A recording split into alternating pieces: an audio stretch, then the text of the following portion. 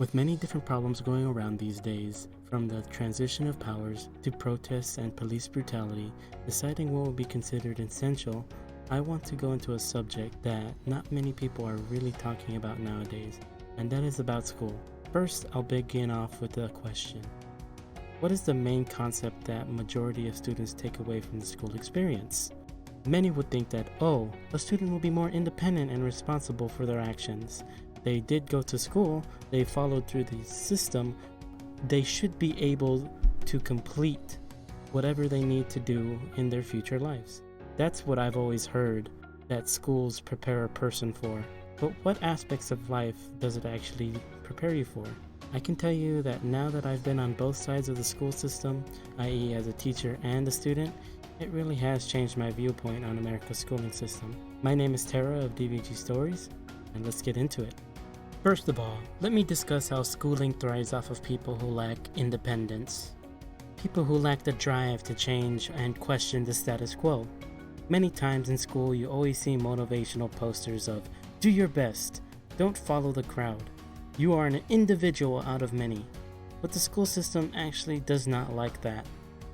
Because if you look at it, the system punishes people who step out of line. And I think that's how the government actually sees what schools are. Education is first, last, and always a business.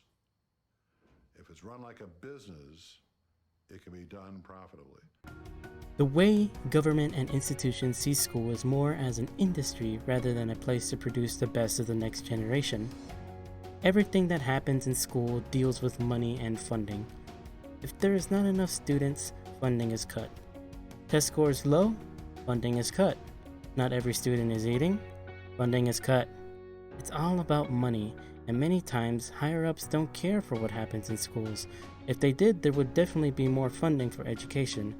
However, if you look at the chart of America's spending, education funding is only about 3%, while America spends nearly half of $1.3 trillion on defense alone. Now tell me if you don't see a problem there. This shows a huge disparity in the American population, where the wealthy areas of living can provide a better education compared to those of lower income. If we were to spend the money in schooling, we could provide a better education for all students. I'm gonna put a little comic here that really speaks volumes to how we treat school. This was released at the start of the pandemic in early February and April. It talks about how in many places we were able to take out the students just in time before things became hairy. However, because many parents work a 9-to-5 job, they aren't able to take care of their kids that are at home now.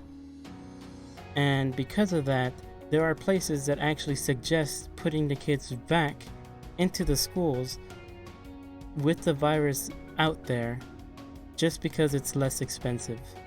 This, however, does not change the fact that most people just see schools as a daycare, a place where parents can put their kids so that way they can go to work. Heck, even some daycares may have even more fun. They can become the next WWE.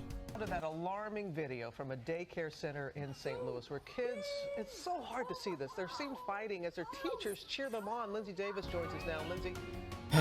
Though this may be horrible, it does actually show a hidden truth. Many times parents don't even know what's actually going on within schools, and I feel it is something that we all should focus on.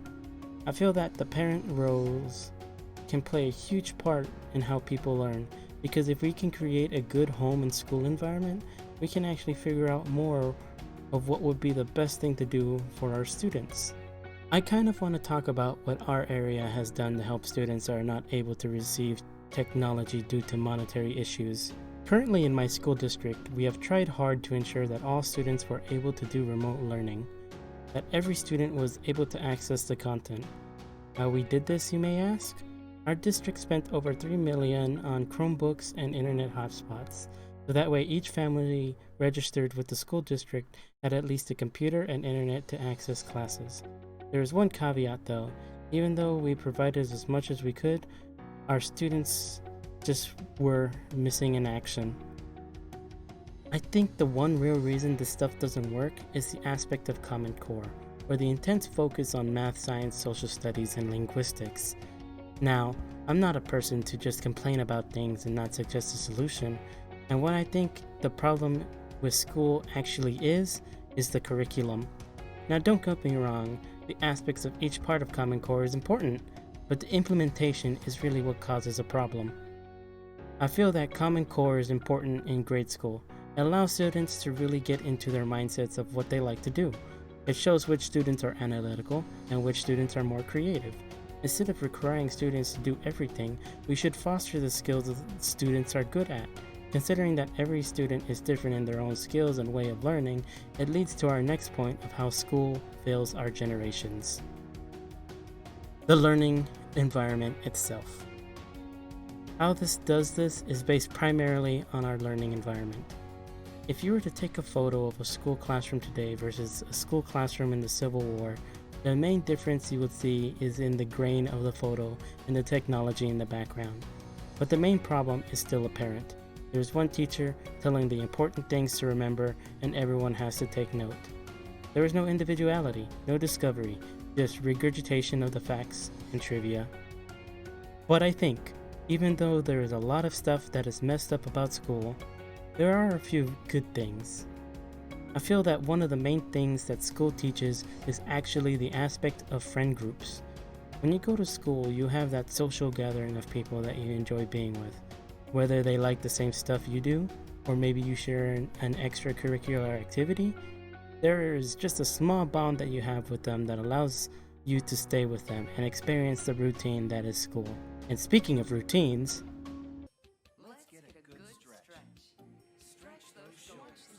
having a routine is really good. School somewhat prepares you to have a routine. Wake up at this time, arrive, get breakfast, hit the books every hour and the hour until the school day ends. That is the standard way most people tend to live their lives. Just replace class with work and there you go. So a thing that school teaches is that managing time is important. What actions you take during the time we all have here on Earth is important. But what can we say is important actions? Whatever a person does usually affects their immediate area. I remember during the first part of the pandemic, I saw a student that was a failure in the school's standard. Never showed up to class, always talked back to me, never did any work, and was a general nuisance to the other classmates. I remember talking to this student, and they had a goal in mind already, saying they were going to go work in oil, being on the rigs and working in the oil fields. It's a rather dangerous field of work, but it was stuff he had to do. Most of his family can't work, and he is considered to be one of the main incomes. A few months later, I came across this student again, working at a convenience store. I had a nice little chat with him. I told him he was really lucky and pretty risky to be working during the pandemic, considering how many people lost their jobs because of it. This was a student that failed the school system, but was a damn good worker, and so his skills shine. He just didn't want to apply them in the school system, so is this really something that we should reprimand students for? People evolve and adapt over time. What happens in one generation may not work with the next generation, and if you teach those ideas, you just cause history to repeat rather than allowing the human race to grow. And schools nowadays show that non-adaptive, forever rigid thinking humans have had since the 1800s. Yet we have evolved and adapted our environment the most in these past 200 years. And schools need to do the same, and not just by adding technology into the curriculum, but by changing how humans approach learning. Why don't we try something that's already integrated in our lives? We already have technology to create personalized advertisements or shopping or what shows video a person would like to watch, so why don't we just implement something like that into education? It can help fulfill every person's needs and also caters to the individual. This is something that we can do now. Why must each student go through the bog that is Common Core and instead have them actually figure out what they want to do and proceed to learn about those skills? But we need the drive to do it, so what's keeping everyone waiting? Let's just go get to it for the betterment of our future. This has been Tara of DVG Stories, and I hope I made you all have some thoughts on this subject. Please let me know what you think down below. Until the next video, I hope you like and subscribe to see more content similar to this. Take care.